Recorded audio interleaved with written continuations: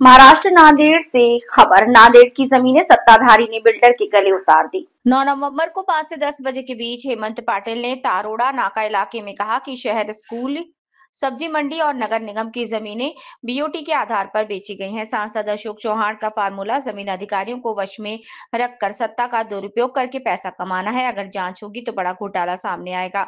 जब भी जांच होती है तो सत्ता में आ बैठते हैं। पूर्व मुख्यमंत्री अशोक चौहान का नाम लेते हुए विधायक हेमंत पाटिल ने अशोक चौहान पर हमला बोला। त्याची मागणी अनेक लोकांकडून होते। काही इतर पक्षातले लोक सुद्धा मोठ्या प्रमाणामध्ये प्रवेश करण्याची इच्छा आहे। परंतु नांदेड जिल्ह्यामध्ये जी काही शिवसेना भाजपची आपण बघता की 1990 पासून जी युती आहे ती युती असावी आमची इच्छा आहे। तो आता भाजपमध्ये नवीन नेते आलेले आहेत, नवीन नेत्याकडे सूत्र आलेले आहेत आणि त्यांचं एकंदरीत आतापर्यंत काम करण्याची आपण पद्धत बघितली असेल की महाआघाडीमध्ये आम्ही बरोबर होतो माननीय उद्धवजींच्या सरकारमध्ये। त्यावेळेस अर्धापूर आणि भोकर आणि मुदखेड इथे आम्ही एक जागा तरी किमान शिवसेनेला द्यावा अशी मागणी केली होती, परंतु त्यावेळेस त्यांनी स्पेशल नकार दिलेला होता।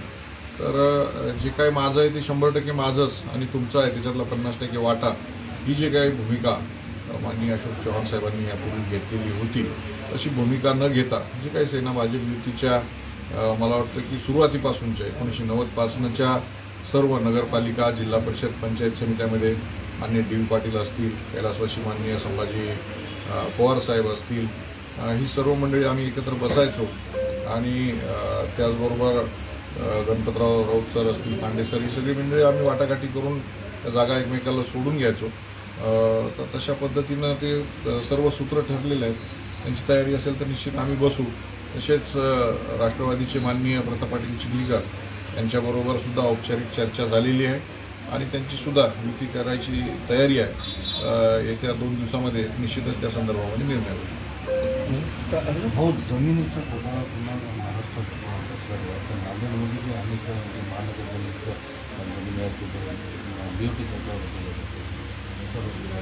नाही, याच्यावरती माझी गंभीर प्रतिक्रिया पहिलेपासूनच आहे। नांदेड शहरामधलं जिल्हा परिषदेचं कुस्त्याचं मैदान असेल तिथं शॉपिंग कॉम्प्लेक्स झालेलं आहे। जिथं गोरगरीब माणसं भाजी विकायला बसायचे अशा महात्मा फुले मार्केटला तिथले भाजी विक्रेते पूर्ण नामशेष करून तिथं सगळे मोठमोठाले सोन्याची दुकानं, हिऱ्याची दुकानं तिथं आलेले आहेत। ते भाजीपालावाले रस्त्यावर आलेले आहेत आणि त्याच्यामुळं चालायला अवघड झालं आहे। कला मंदिर गेल्या 60 वर्षापासनं मोठे मोठे बालगंधर्वापासनं तर सगळी मोठी नाटक करणारी मंडळी तिथे येऊन गेली, ते संपून टाकण्यात आलेलं आहे। तरोडेकरांच्या नावाने असलेलं माजी खासदाराच्या नावाने तिथं शॉपिंग कॉम्प्लेक्स केलं। बिंदू माधव मंगल करायला आता जे आहे, आता यांना जे आहे जनता मार्केट जे गोरगरिबाचं आहे शिवाजीनगरचं ते पूर्णपणे बीओटीवर काढून त्याच्यातनं 500-600 कोटी रुपये त्याच्यातनं कमवायचे आहेत। आमच्या तरोड नाक्याला मोठा एक भूखंड जिल्हा परिषदचा होता, तिथं ऑलरेडी अनाधिकृत एक बिल्डिंग ॲडजस्टमेंट करून बांधण्यात आलेली आहे आणि आता तो 3 एकरचा तोही भूखंड वळकवायचा आहे। जिल्हा परिषदची जी इमारत आहे ती बीओटीवर द्यायची आहे।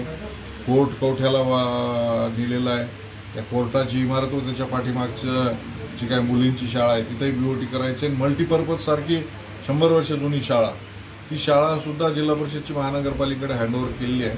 तर सत्तेच्या माध्यमातून या जागा ज्या आहेत ह्या आपल्या ताब्यात असलेल्या स्थानिक स्वराज्य संस्थांच्या ताब्यामध्ये घ्यायच्या आणि बीओटीवर करून कागदात बसून जे काही आयुक्त असतील त्यांना सगळ्यांना मॅनेज करून मोठ्या प्रमाणामध्ये पैसा कमवायचा हे सूत्र या लोकांचं आहे।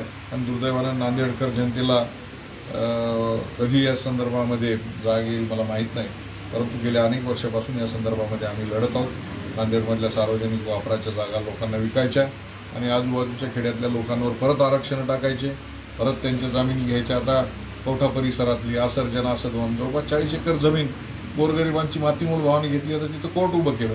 आपलं इथं जे कोर्ट आहे ते एकदम प्राईम आहे, तर त्यातनं शेकडो कोटी रुपये कमवायचे। हा जर घोटाळा खरंच चौकशी केली तर हा फार मोठा घोटाळा आहे, परंतु नेमकी चौकशी लागली की सत्तेमध्ये येऊन बसायचं हे इथलं राजकारण्यांचं सूत्र आहे आणि त्यामुळं आता ते देवच जाणे किंवा कधी चौकशा होतील आणि कधी सत्य बाहेर येईल। परंतु जनतेचं जे कोर्ट आहे ते कोर्ट सगळ्यात मोठं आहे। या कोर्टामध्ये आम्ही जाऊ आणि जनतेच्या समोर आणून देऊ अशा पद्धतीनं नांदेड जिल्ह्यातल्या सगळ्या सार्वजनिक हिताच्या जागा काही माहेश्वरी आणि कोणतरी बिल्डर येतात आणि अशा पद्धतीने त्या जागा घेतात, शेकडो कोटी रुपये कमवतात. भाजीपालेवाले असतील, हॉकर्स असतील, रस्त्यावर काम करणारे लोक असतील, ते पहिलेपासून विस्थापित गरीब आहेत आणि या गरिबांना रस्त्यावरच परत आपण सोडताय. ही पद्धत अत्यंत वाईट आहे. या संदर्भामध्ये कधीच आम्ही शांत बसणार नाही.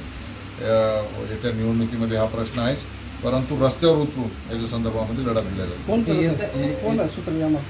याच्यात सूत्र माहीत आहेत ना. या नांदेड जिल्ह्याचं राजकारण जे आहे ते गेल्या 72 वर्षापासून माननीय चव्हाण परिवाराकडेच आहेत आणि तेच करते धरते. त्याच्यात काय भिण्याचं किंवा लाजण्याचं किंवा समजून सांगण्याचं काय हातच्या काकणाला आरसा कशाला आहे? या महानगरपालिकेतल्या जागा ज्या आहेत, कोणी टेंडर काढायची ते काय टेंडर ज्याच्या नगरपालिकेत एकच नगरसेवक आहे तो थोडी काढू शकतो. त्याची सत्ता आहे तोच टेंडर काढतो. भाऊ, येणाऱ्या अधिवेशनात हा प्रश्न उचलला, येणाऱ्या अधिवेशनामध्ये निश्चित हा प्रश्न उचलला जाईल. ज्या महानगरपालिका आयुक्तांनी याच्यामध्ये कागदांमध्ये खाडाखोड केलेली आहे, नियम अटींचं पालन केलेलं नाही, निश्चित त्या आयुक्तांची चौकशी लावण्यात येईल, त्यांना घरी पाठवण्यात येईल. 2 दिवसापूर्वी उद्धव ठाकरे यांचा दौरा झाला नांदेडला, काय वाटतं? कधी आलं? 2 दिवसापूर्वी आलं. नाही, माफ करा, मला याच्या संदर्भात कल्पना नाही, मी त्यावेळेस नव्हतो. धन्यवाद.